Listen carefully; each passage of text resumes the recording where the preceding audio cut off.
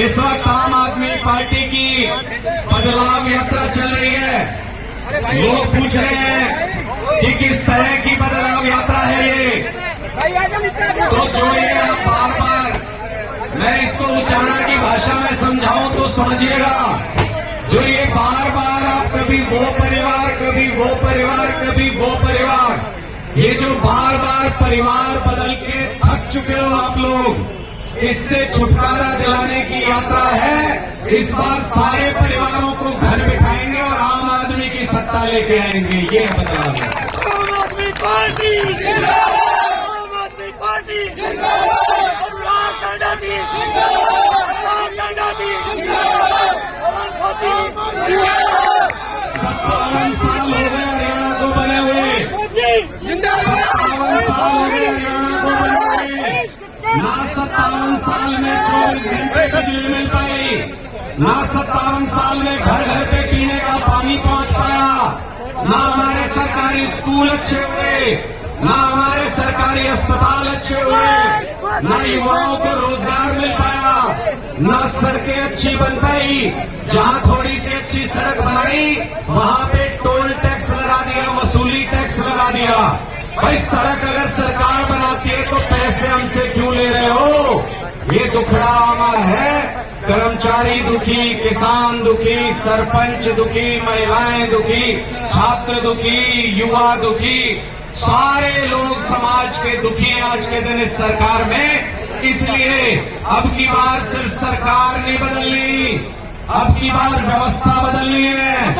जैसे दिल्ली और पंजाब के सारे राजे रजवाड़े, सारी पार्टियां लाइन लगा दी, ऐसे हरियाणा में भी इस बार सारे बड़े बड़े धुरंधरों की जमानतें जब्त कराएंगे और आम आदमी की सरकार लेके आएंगे।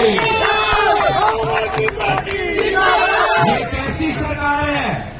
2 लाख रोजगार है हरियाणा के अंदर, सरकारी नौकरी खाली पड़ी है 2 लाख। हमारे किसी जवान बच्चे को नौकरी नहीं देते। अब ये खट्टर साहब कह रहे हैं 10,000 युवाओं को इजराइल भेजेंगे नौकरी करने के लिए। आपको पता है इजराइल क्यों भेज रहे हैं? क्योंकि इजराइल में युद्ध चल रहा है, लोग मर रहे हैं वहां पे, और सारी दुनिया के लोग वहां से नौकरी छोड़ छोड़ के चले गए। तो खट्टर साहब हरियाणा के बच्चों को वहां मरने के लिए भेजना चाहते हैं पूरे सरकार को। और ये जो विपक्ष का ड्रामा कर रहे हैं 9 साल से, ये एक ही है दोनों, कांग्रेस बीजेपी में कोई अंतर नहीं है। विधानसभा के अंदर खट्टर साहब एक शेर सुनाते हैं, जवाब में भूपेंद्र हुड्डा जी दूसरा शेर सुनाते हैं, फिर खट्टर साहब एक और शेर सुनाते हैं। क्यों भाई बेवकूफ समझ रखे हैं क्या हम? शेर और शायरी के लिए है क्या विधानसभा? पहले से घर से सलाह करके लिख के लेके जाते हैं कि हुड्डा साहब आज मैं ये शेर पढ़ूंगा, जवाब में आप ये शेर पढ़ देना, फिर मैं ये शेर पढ़ दूंगा, और टीवी पे यही चलता रहेगा। हरियाणा के लोगों को इतना बेवकूफ मत समझो। 9 साल में इनको पता चल गया कि तुम्हारे बस की कुछ नहीं है खट्टर साहब, और 25 साल कांग्रेस पार्टी ने राज कर लिया हरियाणा के ऊपर, उनके भी बस की कुछ नहीं है। अगर उनके बस की होती तो हमारे स्कूल, अस्पताल, बिजली, पानी सब कुछ अच्छा हो गया होता। अब जो 3 राज्यों के नतीजे आए अभी आप सबने देखे, उससे ये पता चलता है कि कांग्रेस के बस की नहीं है बीजेपी को हराना। कांग्रेस के बस की नहीं है। 14 में कोशिश कर ली, 19 में कोशिश कर ली, इनके बस की नहीं है बीजेपी को हराना।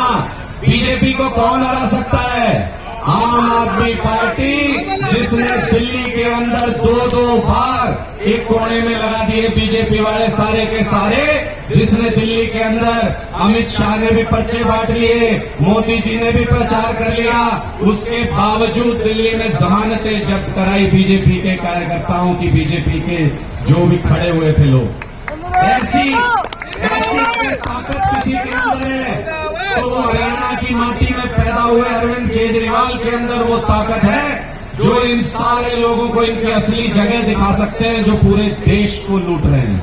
आपने कभी सुना राहुल गांधी जेल जा रहे हैं? आपने कभी सुना सोनिया गांधी जेल जा रही है? आपने कभी ये खबर सुनी कि भाई भूपेंद्र हुड्डा जेल जा रहे हैं? भाई ये क्यों नहीं जेल जाते? ये भी तो बीजेपी के खिलाफ लड़ते होंगे, इनको जेल क्यों नहीं भेजते बीजेपी वाले? क्योंकि अंदर खाने मिले हुए हैं सारे के सारे। अरविंद केजरीवाल को इसलिए जेल भेजना चाहते हैं क्योंकि बहुत तेजी से अरविंद केजरीवाल पूरे देश के नेता बनते जा रहे हैं। अरविंद केजरीवाल आने वाले प्रधानमंत्री क्या लड़ाई है भाई हमसे? पहले सत्येंद्र जैन, फिर मनीष सिसोदिया, फिर संजय सिंह, अब कह रहे हैं अरविंद केजरीवाल जी को जेल में डालेंगे। क्या लड़ाई है अरविंद केजरीवाल जी की? इनसे कोई जमीन बट रही है क्या अरविंद केजरीवाल जी की? केजरीवाल जी आप लोगों के लिए लड़ते हैं, आपके बिजली, पानी, स्कूल, अस्पताल के लिए लड़ते हैं। ये लोग नहीं चाहते आपको ये सारी सुविधाएं मिले, इसलिए अरविंद केजरीवाल को जेल में डालना चाहते हैं ये लोग। हमको इस बात से सावधान रहना है। और एक आखिरी चीज आपको बता दूं, आज से पहले कभी हिंदुस्तान में ऐसा मौका नहीं आया जब हरियाणा का कोई व्यक्ति देश का प्रधानमंत्री बनो। सिर्फ एक मौका चौधरी देवीलाल जी के वक्त पे आया था, लेकिन तब भी वो प्रधानमंत्री नहीं बन पाए थे, उप प्रधानमंत्री बन के रह गए थे। अब आपके पास मौका है। हरियाणा का एक बच्चा, हरियाणा में पैदा हुआ एक बेटा देश के सबसे बड़े पद पे पहुंच सकता है। ये बात भारतीय जनता पार्टी को गवारा नहीं, ये बात भारतीय जनता पार्टी हजम नहीं कर पा रही। इसलिए हरियाणा के उस बेटे को और उसकी पार्टी को खत्म करना चाहती है। अगर आप चाहते हो कि हरियाणवी खून देश का सबसे बड़ा नेता बने, तो सारी पार्टी भूल के सारे एक हो जाओ, सारे एक हो जाओ। अरे गुजरातियों से सीखो कुछ। ये गुजरात वाले जब मोदी जी बड़े नेता बन रहे थे ना देश के, तो ये सारे गुजरात वाले इकट्ठे हो गए थे, सारी की सारी सीट दे दी मोदी जी को गुजरात की, क्योंकि गुजरात का आदमी देश का प्रधानमंत्री बनने जा रहा था। आज आपके हरियाणा का नेता पूरे देश और दुनिया में नाम कमा रहा है। अपने आदमी के साथ खड़े होना सीखो। जिस दिन खड़े हो जाओगे उस दिन हरियाणा का भी डंका बजेगा पूरे देश के अंदर।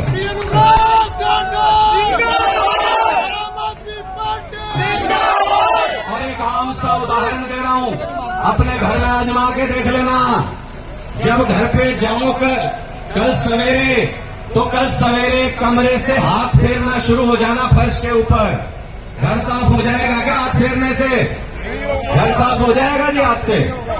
दूसरा तजुर्बा कर लेना, एक 5-10 रुपए में कमल का फूल आएगा, कमल का फूल खरीद लेना और कमरे में फर्श पे फेरना शुरू हो जाना। घर साफ हो जाएगा क्या कमल के फूल से? किस चीज से घर साफ होता है? किस चीज से घर साफ होता है? झाड़ू से ही घर साफ होता है, और झाड़ू से ही हरियाणा का भ्रष्टाचार साफ हो सकता है, और कोई तरीका नहीं।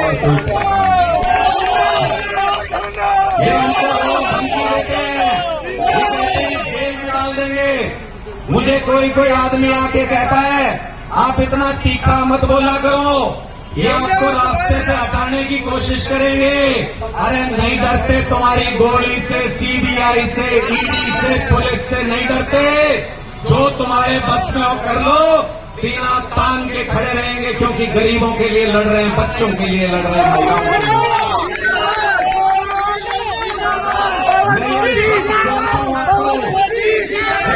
आम आदमी पार्टी की सरकार हरियाणा में बनी, पहली कलम से 2 लाख सरकारी नौकरी युवाओं के लिए निकालेंगे। पहली कलम से एक खाली कुर्सी भर देंगे, एक खाली नौकरी भर देंगे। और ये मत समझना कि इनकी किसी धमकी से डर जाएंगे।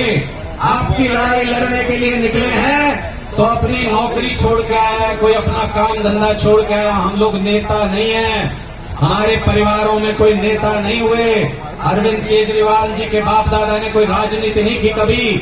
अगर राजनीति में आए हैं तो सिर्फ इसलिए क्योंकि हरियाणा को और देश को बदलना चाहते हैं, हरियाणा का भविष्य सुनहरा करना चाहते हैं। छाती पे अगर बंदूक भी लगी होगी कभी, 1 इंच भी कदम पीछे नहीं हटेगा। आज वादा करके जा रहा हूं आपके बीच में, आपकी आवाज को बुलंदी तक पहुंचाएंगे। बहुत बहुत शुक्रिया आप सभी का। इस यात्रा में आगे बढ़िए।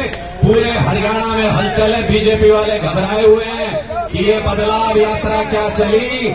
झाड़ू ही चल गई पूरे हरियाणा के अंदर। बोले भारत माता की, भारत माता की।